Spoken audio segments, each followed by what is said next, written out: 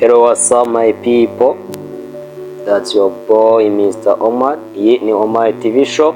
What's up East, what's up West, what's up South, what's up North, what's up Central Kigali. Mumeze mute?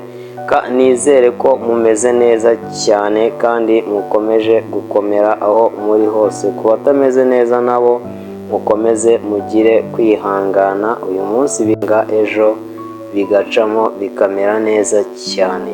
Uyu munsi rero mu nkuru n'amakuru bigiye bicukumbuye tubabereye mu karere ka Nyagatare, mu murenge wa Kiyombe, ahari inkuru y'ikiraro cyuzuye. Mu by'ukuri ibinyamakuru bitandukanye byagiye bivugaho. Reka tubasomere inkuru yaciye ku kinyamakuru Kigali Today, aho ikinyamakuru Kigali Today kigira kiti mu murenge wa Kiyombe mu karere ka Nyagatare hatashywe ku mugaragaro ikiraro cyo mu kirere gihuza utugari twa Karujumba na Kabungo cyambuka umugezi wa Ngoma, cyuzuye gitwaye miliyoni 150 n'ibihumbi 982,325 y'amafaranga y'u Rwanda, gifite uburebure bwa metero 54. Iki kiraro cyubatswe ku bufatanye bw'akarere ka Nyagatare na A Bridge to Prosperity, kizafasha abaturage mu buhahirane ndetse n'imigenderanire bo mu tugari twa Karujumba na Kabungo. Kizafasha by'umwihariko abanyeshuri biga kuri Groupe Scolaire Kabare ya kabiri bakomoka kagari ka Kabungo, kuko ubundi banyuraga mu mugezi bajya cyangwa bava ku ishuri. Mu karere ka Nyagatare hamaze kubakwa ibiraro byo mu kirere 5, harimo 4 biri hejuru y'umugezi w'Umuvumba, aribyo icya Nyamiyonga gihuza imirenge ya Rwemasha na Musheri, igihuza utugari twa Cyenjejo na Akabare cyo mu murenge wa Rwemasha, igihuza imirenge ya Rukomo na Tabagwe, igihuza imirenge ya Rukomo na Nyagatare, n'icya Karujumba gihuza utugari twa Karujumba na Kabungo two mu murenge wa Kiyombe.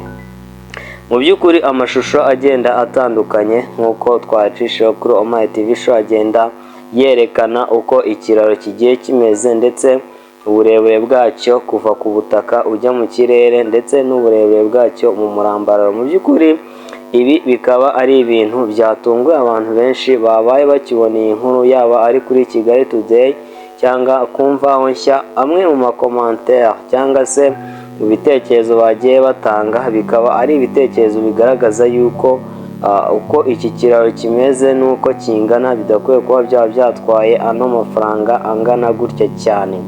Hari nk'abagiye bagira bati ko mbona se cyubatse hejuru y'ubutaka nk'aho cyabaye hejuru y'amazi. Undi aragira ati yampaye ubu iki gitwaye miliyoni zisaga 160. Ntago nzi iby'ubwubatsi ariko ndabona ari menshi pe. Twagera ku wundi wavuze ati twamaganye ubujura no gusesagura imisoro y'abaturage, ayo mafaranga akurikiranwe agarurwe. Undi aragira ati hahahaha, ese ubu izo miliyoni zose ziba zaguze iki? Mu by'ukuri hari abantu bimuwe wenda ngo tubare ingurane, cyakoze leta nikaze ingamba z'ubwirinzi naho ubundi birakaze.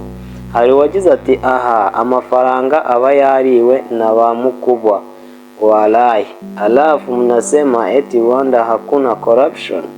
Miliyoni 150.9 ibi birakaze. Amafaranga ya leta kuki bayafata uko bashatse koko? Ubu se iki kiraro ni ikizaza kinyuraho n'ikamyo cyangwa ejo bundi paka nihamagara ngo bitabe bavuge aho bashyize amafaranga batangire barebana? Amafaranga rwose ni menshi. Ku miliyoni zingahe? Ariko se mwagiye mubabarira abantu kweri? Ubundi se ko mbona kiri hejuru y'ubutaka aho kuba hejuru y'amazi, ubwo ubundi cyari gikenewe cyangwa babanje kuyobya umugezi kugira ngo babone uko bacyubaka? Mu by'ukuri ibi ni ibitekerezo bigiye bitandukanye abantu bagiye basoma cyangwa se bandika kuri iki kinyamakuru cya Kigali Today. Bikaba ari ibitekerezo bigaragaza yuko mu by'ukuri aya mafaranga ashobora kuba ngo yaba ari menshi, nubwo wenda hatabayeho kubaza cyangwa se ngo batugaragarize detaye y'uko ibikoresho byagiye bikoreshwa n'iki, ariko nta nubwo banagaragaje amafaranga ahantu yaba yaravuye, ariko ikigaragara ni uko amafaranga aba yaravuye mu isanduku ya leta muri minisiteri y'ibikorwa remezo. Ibi rero bikaba bigenda bigaragara ahenshi mu gihugu, aho abayobozi bihinana ibikorwa bya leta amafaranga bakaba bayakoresha mu nyungu zabo, ariko bwa nyuma na nyuma bakagaragaza amafaranga mu by'ukuri atangana n'agaciro k'igikorwa kiri kugaragara aho ngaho. Metero 54 z'ikiraro nibura kitanafite metero 5 cyangwa 6 z'ubutumburuke, ukavuga ko cyatwaye miliyoni 150 y'amanyarwanda. Mu by'ukuri abaturage bagaragaza yuko bishobora kuba harabayemo amanyanga. Undi nawe yagize ati hahaha, ko nduzi se na miliyoni 5 ari nyinshi, ni meya wafashe isoko? Undi aravuga ati ahubwo uyu munyamakuru agira ubwenge, miliyoni 150,980 menya atazi imibare.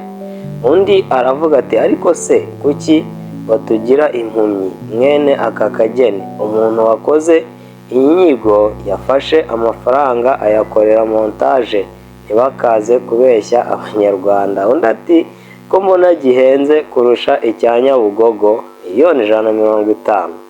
Hari uwagize ati abagabo bararya imbwa zikishyura koko. Abasore bagowe bakirwa babatesha umutwe, ngo cyatwaye miliyoni 150. Iyo mishumi ndeba ni ukuvuga ngo ibi bitekerezo ni ibitekerezo by'abaturage banditse ku nkuru basomye kuri Kigali Today, ariko mu by'ukuri bikaba ari ibitekerezo biba bijyanye n'uko abantu ibintu bari kubireba, cyane ko umunyamakuru we akora inkuru, ariko mu baba yiha haba harimo n'abasobanukiwe ibyo bintu mu buryo bugiye butandukanye. Hari uwagize ati ariko sha ninde waba amaze ubwoba, kubera ko mbuze icyo mvuga reka mbare guhera kuri 1 ngeze ku 1000. Ngira ngari wenda uyu nguyu yagaragazaga yuko guhera kuri 1 ukageza ku 1000 harimo imibare myinshi, noneho akagaragaza guhera ku 1000 ko wageza kuri miliyoni, akabona yuko ari imibare mu by'ukuri myinshi cyane. Ararambukirwa, yabikoze neza cyane, arabara ndetse ageza ku 1000 nk'uko muri kugenda mubibona mu mashusho agiye atandukanye twabafatiye tubereka iyi nkuru yabashije kuba yaca ahangaha kuri Kigali Today. Tukaba twebwe tuyibakoreye kuri Omar TV Show mu rwego rwo kubereka ibintu bigiye bitandukanye. Iyi nkuru abantu babashije kuvuga yuko amafaranga ngo yaba ari menshi cyangwa se ngo umunyamakuru yaba yibeshye, ntabwo ari byo, kuko aha ni kuri Kigali Today, ariko no kumvaho nshya niko byari byanditse yuko ngo iki kiraro cyatwaye miliyoni zirenga 150. Rero nshuti bakunzi ba Omar TV Show, turabakunda kandi mu by'ukuri twishimiye ko mukomeza kudushyigikira, mukomeze mube hafi yacu kugira ngo tube yuko dukomeza kuzamura iyi platform tukayigeza ku rundi rwego. Turabakunda, mukomeze muhahe muronke.